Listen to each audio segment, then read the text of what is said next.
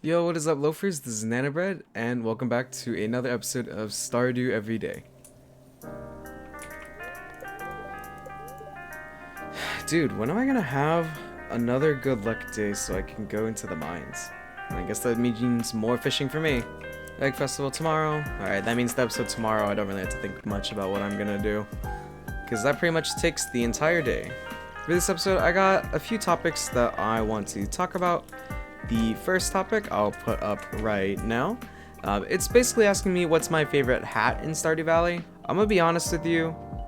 For my personal character, I don't really wear hats just because I don't really wear hats in real life. So it's hard to imagine like my Stardew character with a hat.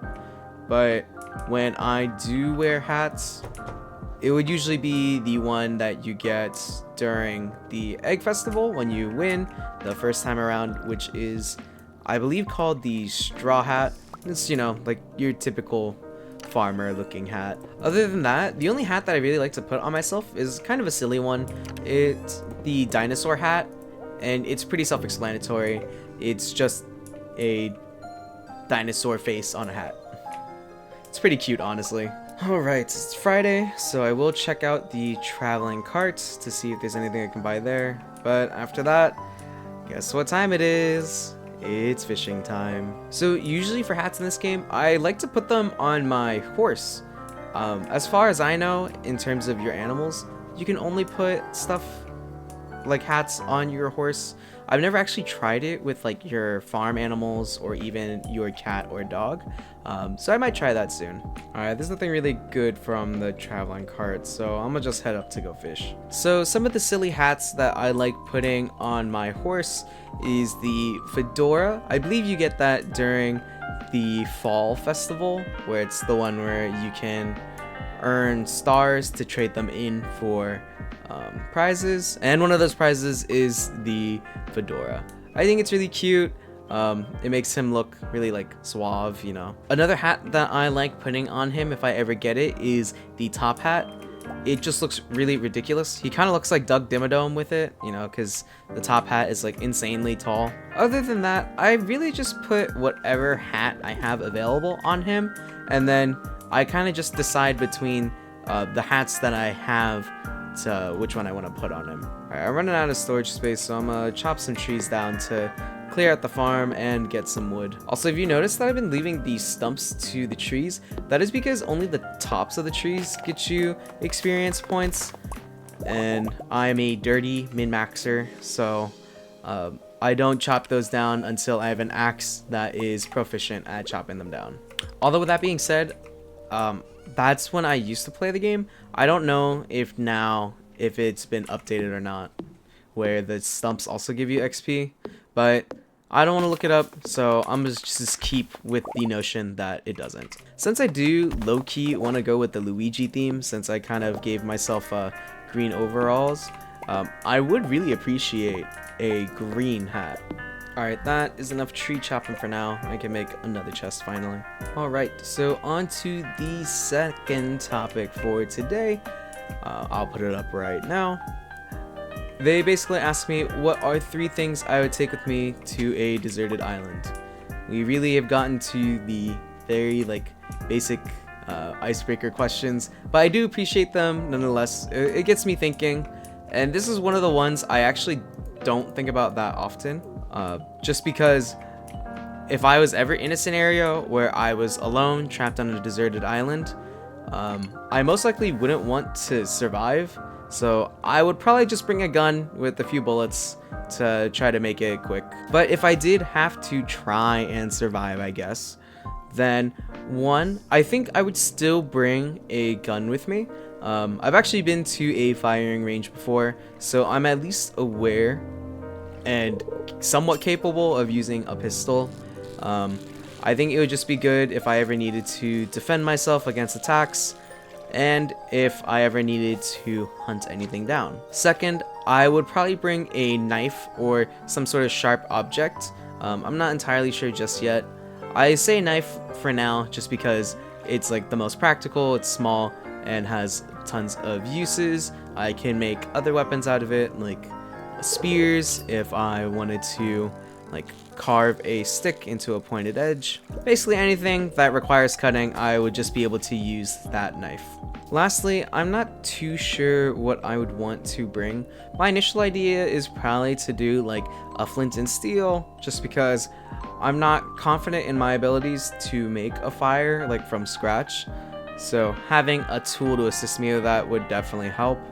But then that begs the question, oh, how many magazines am I allowed to bring for the pistol? And am I allowed to bring something to sharpen my bladed weapon? If I don't have either of those things, then I would probably swap out the flint and steel with a sharpener for my knife, just because that would be my main tool that I'll be using on the island. And if that thing were to ever go dull, it might as well just be like a beating stick at that point. Another answer that I was kind of thinking of for an alternative for the third thing, instead of like flint and steel or a blade sharpener, I was thinking of like a flare gun. I'm imagining this is in a scenario where I'm not the last person on the world, and I'm hopefully not in such a desolate area where someone wouldn't see a flare go up in the air. Obviously, I wouldn't just shoot it up right away. I'd want to wait until I think there's a person coming by. Who knows how long that'll actually take, but listen, if I'm trapped on a deserted island by myself, then hope is all I have, isn't it? One cool thing I like about this question is that OTV was kind of asked this in one of their videos. I believe it was like them going camping in the wintertime. And they were asked like what's one thing they would bring with them to survive, and I thought it was pretty cool that they actually got those things. None of them said like a gun or anything, but most of them said something practical like a fire starter, a bow and arrow, a spear, and then of course, you know, there were some that said some really questionable things like a makeup kit, or salt, or a drawing book. Although I low-key fuck with the drawing book though, because that was obviously from Lily, and her answer was basically just like, I'm not surviving anyway, so I might as well just draw. And you know what? I like that mindset, especially if I'm by myself. Also, as kind of a side note to all of this, I finally got back to playing Honkai Star Rail on like my personal account, and I did the trial run for Rappa, who is the new imaginary erudition character, and low-key, I like really mess with her because I really like her entire design. It's kind of like streetwear, and her whole thing is like she's a graffiti artist.